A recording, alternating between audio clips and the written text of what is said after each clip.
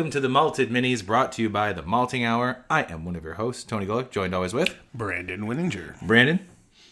We got another little short beer review. Not so much an after the final pour, but, just a solid single beer. Well, I hope it's solid, but a single beer. I'm saying solid because I'm already smelling it. But what are we drinking?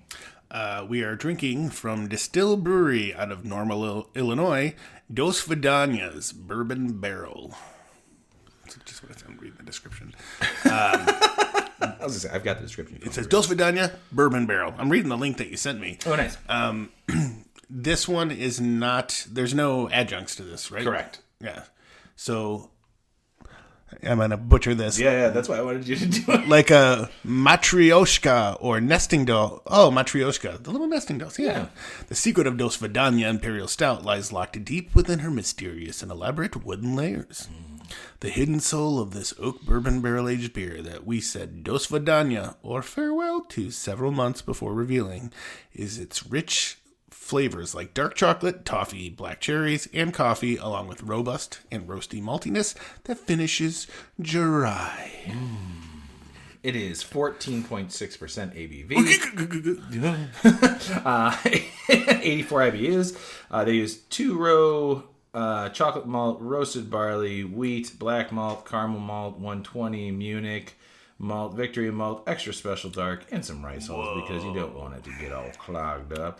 They also, they put awards they won with it. Great American Beer Fest, bronze in 2015. Festival of Wood and Barrel Aged Beers, gold 2015. Festival of Wood and Barrel Aged Beers, Best in Show 2015. And Beer Hoptacular Beer of the Year in 2011. Brandon, have you ever had one of these before? I have, and I actually, the first time I had it was at FOBAB 2015. And I don't remember if I had gotten it and then they won, or if I'd had, or if they'd won and then I was like, oh, I gotta go find that. I think I just had it. Then they did the announcements or whatever, and I had it again. And I was in love with it. I was like, this was a fantastic beer. And from my first sip now, like, it's still a fantastic beer. It smells so good. Yeah. This is, I wish there was a candle. A candle that I could buy that was just barrel-aged stout. No shit. Like, I really, it's one of my favorite things about pouring a barrel-aged beer is that going in and smelling it and getting everything off of it, of like chocolate, vanilla, woodiness, boozy, actual bourbon. It's one of the greatest things about beer. There's so many things that we talk about, especially on the show, about things that should be a candle. Should start making candles. That's weird. You say that, I'm like, we do? We do! Other than, if it's a nice beer to drink by a fire. But in my head, I'm like, how could you impart this? Someone's got to be doing it. There are hop candles. I know there were hop candles out there at one point. Yeah, and I think they probably just use hop oils or something. There's got to be a way to get this into a candle. Because I want it, and I'd burn it all the time. Well, because then Laura would lose her mind. For a second, I was like, oh, you can just get the wax warm and then smoke it. And I'm like, wait, that's completely different. Because then I was thinking about how we were talking about smoking water. Making drinks with I thought you and I had talked about that before. I think we did. It's great to make ice cubes with for Yeah, after you mentioned saying that you had wanted to do that before, I was like, oh, we might have talked about this in the past. Well, we should. We really should soon. Yeah. Easy enough. If we do our... ham? No. Yes. If we do a picnic or something this year. Yeah, that's also what I was thinking about. But anyways, we'll get back to all that stuff another time. This is my first time, I think, having just the regular barrel-aged version. The only other version, this is from 2022, I believe. I don't think it came out in 2023. I don't know if there's a year on there. I'm not 100% sure. It was canned on November 3rd, 2022. So I feel like it was released in 2022 or early 2023. Regardless, there was 3 that were released as far as what I've seen on the shelves, which is the regular bourbon barrel-aged version, a rye barrel-aged version, and then a s'mores barrel-aged. I think it's barrel-aged. The s'mores is the one that I got, and I'm pretty sure my check-in was like marshmallow, vanilla, chocolate, barrel, and it was awesome. I think, I don't know, Friday night or a Saturday night, I cracked it open, and I really, really enjoyed it. That's why I knew when I would go back to where I got this, that they still had them, I was going to grab one for us to have, and here we are having it.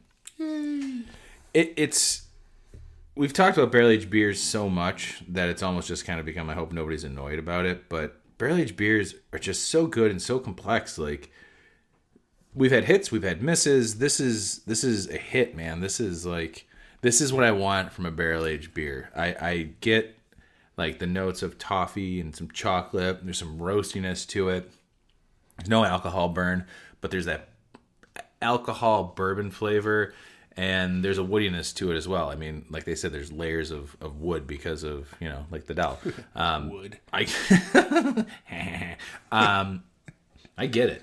That's fantastic. So I just, because I was on the site, I just happened to look at their menu to see what they currently have on tap. They have a Dosvidanya Rye Barrel. That's the other one that's available. And a Dosvidanya Black Band Double Barrel. What? Yeah. This beer is a double barrel. Would be interesting. Mm-hmm.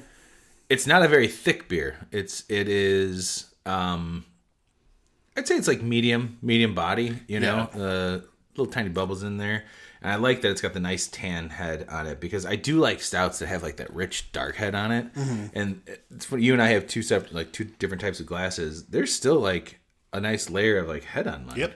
But I've also done this a whole bunch. Like when you swirl it around, it does get like a bit of that like darker tan brownish head. And I always like that. I feel like it's appealing to look at. Yeah, it's also a great way to open up the aroma of beers, by the way, guys. Yeah, when you're going into barrel aged wines or wine, yes, barrel aged wine. All wine is technically, mostly wines are big. They're in a barrel, of some sort. I think some are doing them like in steel. Now. They're steel. Yeah. I've had some really good stainless steel white wine. Didn't City Winery do that? I think it's a great question. We'll have to ask Clark. Clark, run that for us. I remember. Totally going off my original topic, which was swirling barrel aged beers is kind of like, it's synonymous now with like swirling wine and like opening it up. It's the best thing. It's a good way if you have an aged one to shake off some of if there's oxidation. Yep, it's a good way to shake it off or wake up some of the adjuncts that maybe you were hoping to get. I do it all the time. Like, it really makes it just smell so good. Like doing this. It's fudgy, It's got like this fudgy, aroma, fudgy taste, but when you talk about the mouthfeel, it's light in body to where we've had beers where it was almost like it felt like borderline drinking fudge, like melted fudge. So good. Fellowship Azul, more of it. Yeah, man, I was so mad that they didn't have it, but they had some good beers there. Absolutely. We're talking about. Yeah, who are we talking about? Modern Times. Damn it, I was hoping to see us push it. Yeah, who are we talking about? Yeah. I always want to say WeldWorks. It's not always WeldWorks. No. Well, WeldWorks was definitely... Also fantastic. Yeah. Anyways, so you're right. It is swirling, like... And it shakes off a little of the carbonation, too, and it doesn't bother me. No. Especially as I'm getting down to, like, the end of this glass. Like, it's warmed up. I've swirled it a bunch. The aroma, to me, is almost as important as the taste. Like... I've said it so many times that if there was a way to have, like, beers taste amazing without any alcohol and it not be, like, terrible for you. Like, imagine if barrel-aged stout that tasted like this was non-alcoholic. Like, how amazing would that be? Oh, yeah. Like, I would be slamming them all the time because not all the time, but I just love the way it tastes. I really, really do. It's the same thing with, like, really good like hazy IPAs where it gets very filling because it's a little heavy. Not that this is heavy, but I'm just saying, like, I really wish. I'm looking forward to the day where we have we're getting close perfecting non-alcoholic beers. Yeah, I think every year I'm more and more blown away with the stuff that's coming out, and I was super happy that there was such a good showing of it at Great American Beer Festival. Yeah. And that's a category now, right? I'm pretty sure. Yes, yeah, because Sam Adams won with Wicked Hazy. Yep, that's right. Super excited. Boston Beer Company. Yeah, super excited to try more of those. And yeah, Hop Waters. Man, this year there's going to be even more stuff coming out, I'm sure. So that'd be cool. The beginning of this year, I was buying a lot of Hop Waters. I need to go back to Whole Foods and get some more of those. Those are very, like, I like carbonated water as it is, but like when you throw in some of those hops in there, And the thing is that it's about $10 for one of those 6-packs. Yep. So I treat them like beer when I have them. It's like, oh, I'm going to treat myself to this tonight. But I'm treating myself to it and not, putting alcohol in my body. Yeah, I really liked the Hoppy Refresher lineup. This Yeah, year. dude, those were so good. Yeah. And I think this summer we should buy some of those and then make cocktails with them. I really want to. I really, really want to. And I did just see, for the first time finally, out in the wild, the mixed Revolution Freedom Lemonade with the regular lemonade and the strawberry lemonade. Ooh. And I almost bought it. It was on sale for like $18. 12-pack, 6 of each. Mix all those together. Oh, God. Yeah. Dude, strawberry lemonade. I'm so excited to have that this summer, to have that. And then the Hoppy Refreshers, too.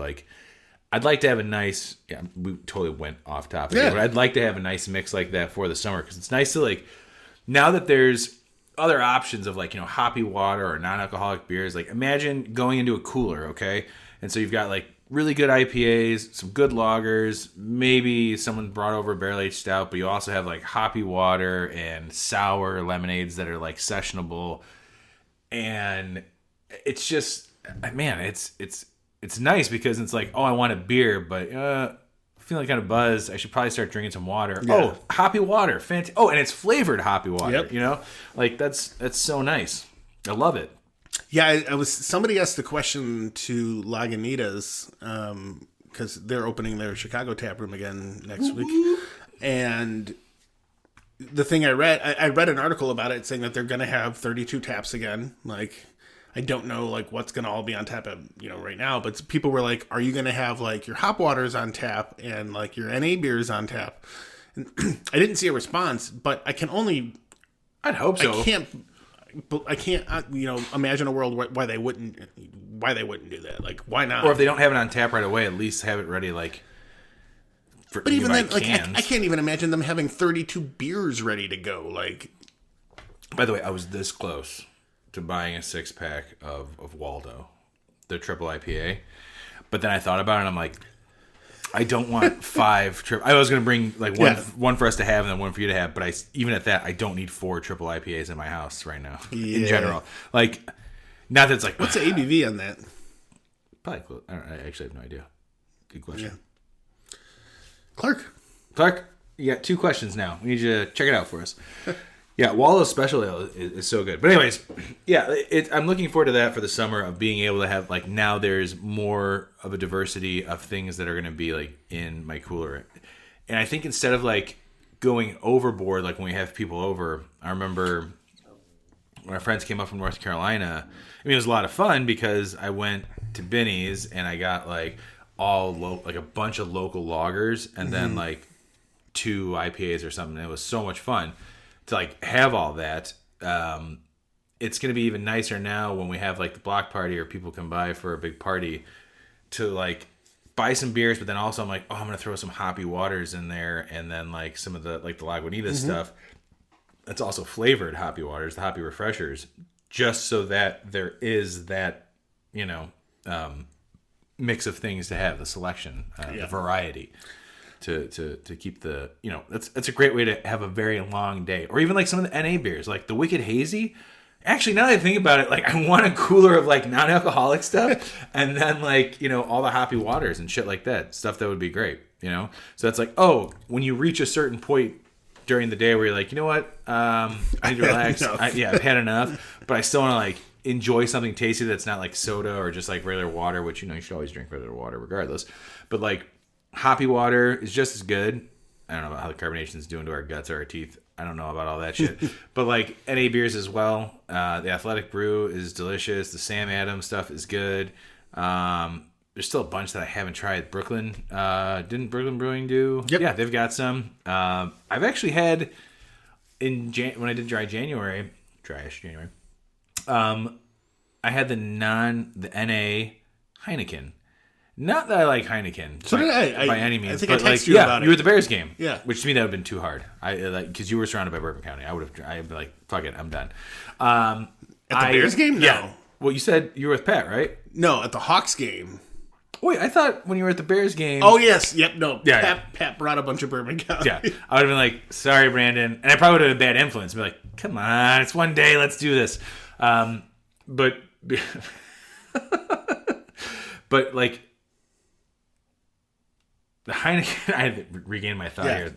2 barrel-aged beers now back to back. The Heineken, as much as I don't really care for Heineken, it was kind of nice to be like, wow, it's 0 alcohol.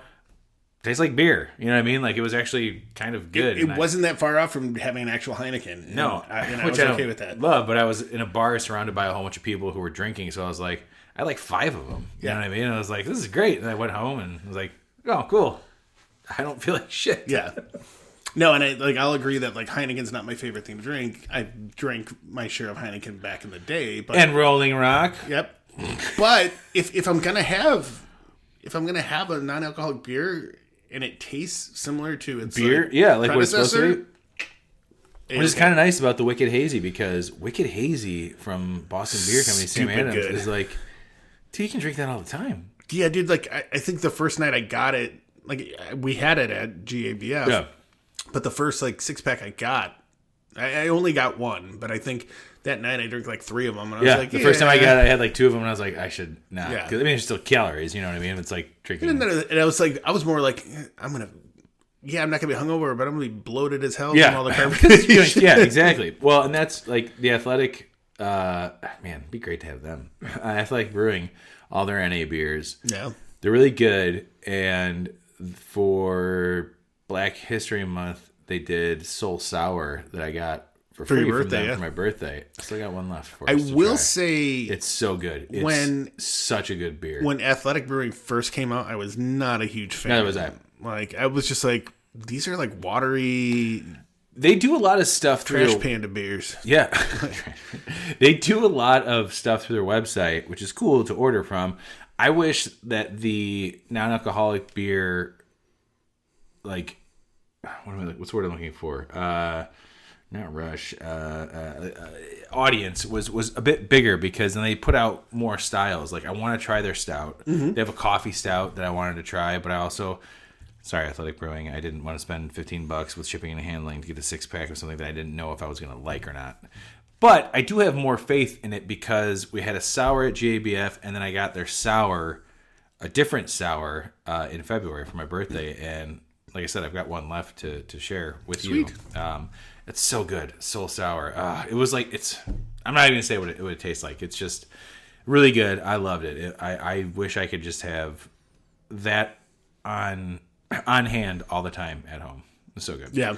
Anyways, we totally got off track from this bourbon barrel aged. Start to come back. Here we go. Waldo's the Waldo's is 11.7% ABV. Yeah, see, I don't need like a 4-pack of that sitting around, because then it's like a Saturday night where it's like, oh, that's good. I had that. And it's like, well, that's the bad thing about having my fucking Belgian triple on tap. That's why I stayed away from it. That's why I went for the random lager in your little fridge. I was like, yeah, I'll have one. Like, so I've been limiting myself to like 3-ounce pours. Partially because I don't want to drink it all. Because if by some fluke fucking miracle I get first place, if I don't have to brew it again, yeah, that makes sense. I can just fill up stuff from that. But if you do need to brew it, I'm here to help you. Yeah.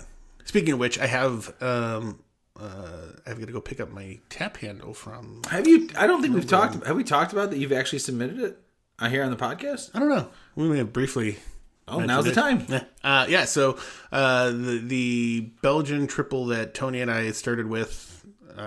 This is all your brew. Several years ago, and then I decided to give it a shot. I think in 2020. No, before 2021. Oh, okay, yeah. Yes, because this is the 3rd time I've done it. So 2023. So 2021, I decided, you know what, I'm going to give it a shot on my own. I had a day off in January, thanks to Martin Luther King. So I took that day and I said, you know what, I'm gonna try it.